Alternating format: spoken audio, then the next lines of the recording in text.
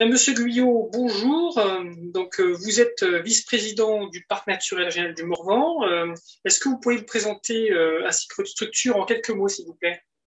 Oui, bon, je suis effectivement premier vice-président du parc depuis pas mal de temps déjà et à ce titre chargé de toutes les questions de l'eau et notamment depuis les dernières lois de la prise de compétence GEMAPI sur l'ensemble du territoire du Morvan, que ce soit sur la partie nord ou sur la partie sud, oui. Est-ce que vous pourriez nous décrire un petit peu le territoire Curion dont nous allons parler plus particulièrement? Alors, oui, j'évoquais tout à l'heure donc la prise de compétence depuis, et ça c'était, nous avons la compétence depuis 2016, mais nous nous intéressons au titre du parc dans ses objectifs, bien sûr, sur tout le domaine de l'eau depuis très très longtemps. Et dans le cadre de l'agence de bassin Seine-Normandie, et dont vous voyez sur la photo le petit rond rouge qui se situe à l'extrême sud du bassin, donc on est sur la partie Morvandelle du réseau hydrographique de la Seine, avec ses trois affluents que sont l'Yonne, la Cure et le Cousin, l'Yonne amont en particulier. Nous occupons une grande partie du territoire du parc, qui est à cheval sur trois bassins. Et le bassin Cure-Yonne-Cousin étant celui qui est un petit peu le plus en avance sur la prise de compétence du GEMAPI et sur toutes les problématiques liées à l'eau et aux inondations. Donc, votre territoire est essentiellement, par rapport à d'autres territoires, hein, composé de forêts et de prairies. On a une image justement qui illustre bien le Voilà. caractère bocager de votre site, de votre parc, je veux dire. Quels sont finalement les enjeux en fait, par rapport à la ripisylve sur votre territoire? Alors, comme vous l'évoquiez, donc c'est un territoire qui s'étale sur 116 communes, allez très rapidement 50 000 habitants. Alors, comme évoqué précédemment, une grande partie est une partie forestière, le Morvan étant connu pour son massif forestier, plus de 45%. Le reste étant composé de prairies, il suffit de regarder les diapositives qui sont à l'écran. Et c'est avec une problématique importante et les enjeux qui sont donnés ici, dans beaucoup de cas, puisque c'est un territoire de bocage lié à l'élevage, donc avec une absence souvent sur ces terrains, sur ces territoires de ripisylve, donc ce qui entraîne des phénomènes d'érosion dus notamment au piétinement des bovins, et puis bien sûr avec pour conséquence le colmatage, évidemment, ce qui entraîne sur ces petits chevelus, puisque c'est surtout un territoire de chevelus, hein, un mauvais état de l'eau. Au niveau des actions que vous menez, vous pouvez nous illustrer un petit peu le type d'action que vous faites et finalement aussi le partage de responsabilité avec les riverains, les agriculteurs, comment vous voyez ces choses-là? Alors, dans le cadre des contrats que nous avons mis en place et que nous gérons avec une équipe d'animation très particulièrement compétente, pour pallier à tous ces inconvénients cités précédemment et en respectant, comme le disait, je crois, l'interlocuteur précédent, parce qu'il n'y a pas de méthode euh, comment dire, vraie. Il faut toujours travailler avec la pédagogie, avec l'accord des riverains et notamment le monde de l'agriculture, bien entendu. Ce sont essentiellement la mise en place de clôtures pour protéger les berges, qui s'accompagnent d'abreuvoirs. On est maintenant sur une grande distance déjà protégée. Dans certains cas, il s'agit de passage à gué.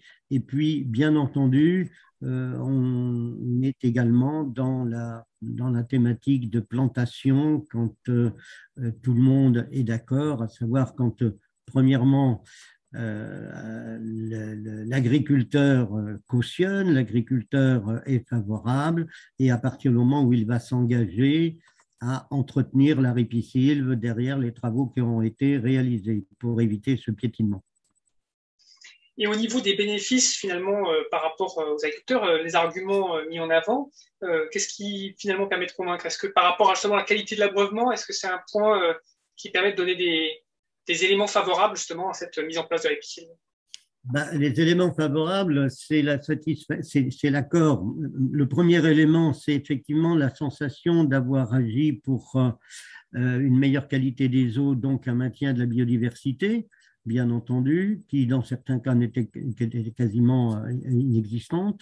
Les différentes observations que l'on mène à la suite des opérations visent à conclure que les effets sont positifs dans la mesure où les populations de poissons et autres habitants est en augmentation ou est présente ou revient.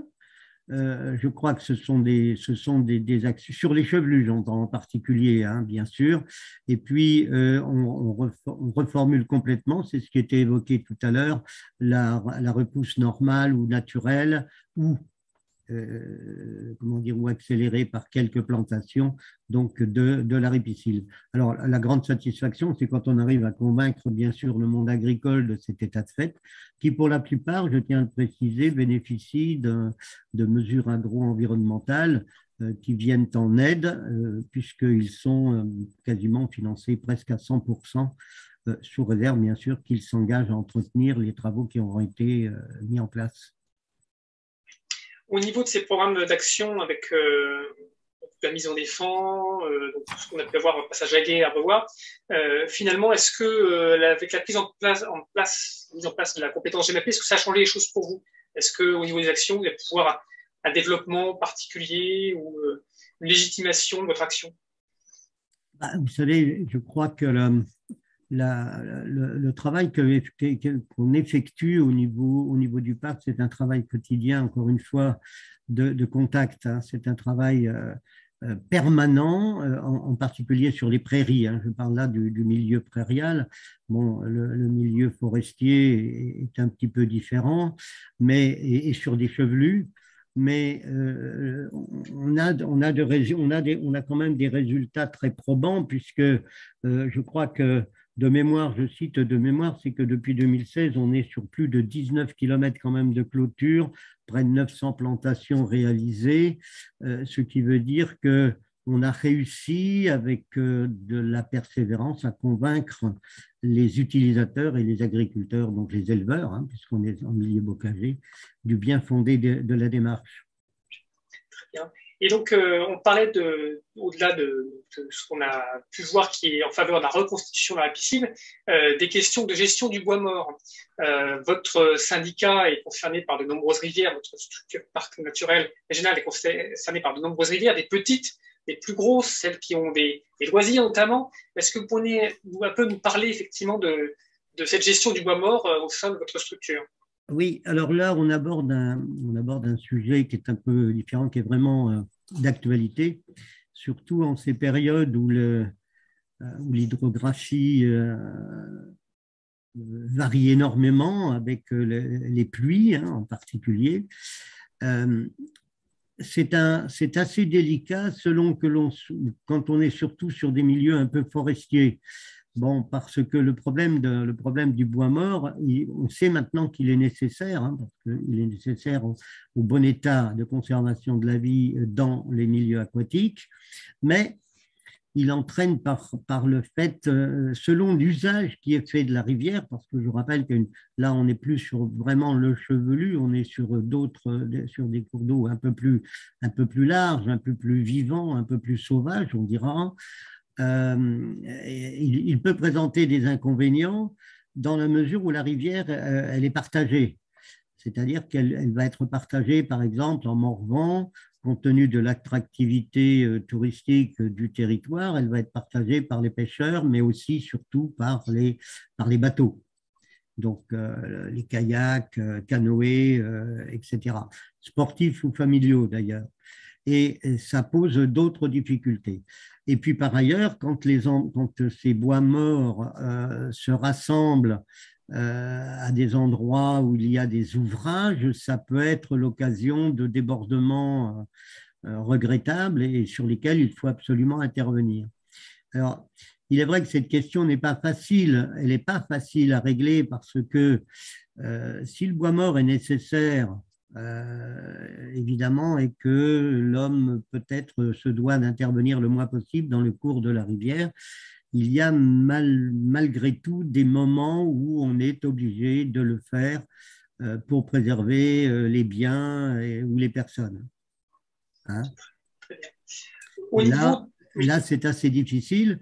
Et encore une fois, c'est encore de la conviction, c'est le pouvoir de conviction de toutes nos équipes, c'est la pédagogie, c'est pas toujours simple parce que, évidemment, l'image idéale, c'est de voir une rivière dégagée de tout bois, de tout tronc ou de tout embâcle. Et il faut donc faire de la pédagogie au premier niveau. Et justement, quand on parle de pédagogie, vous avez donc des projets où vous réintroduisez aussi des bois morts en fait, dans le cadre de la rénovation, la restauration, la renaturation de rivières. Donc là, on a un exemple qui a eu lieu sur le Cousin. Est-ce que vous pourriez nous en parler un petit peu? Oui, alors le parc a cette particularité qu'en tant que relais des politiques publiques, il répond à des appels à projets, bien entendu, et nous sommes un territoire où l'expérimentation est de mise, et c'est dans ce cadre-là que nous sommes intervenus à travers un programme Life Nature qui concernait la continuité écologique, notamment sur le Cousin, où il y a eu des essais effectivement de reconnexion déjà. Bon, ça c'est notre travail au quotidien sur l'ensemble du territoire.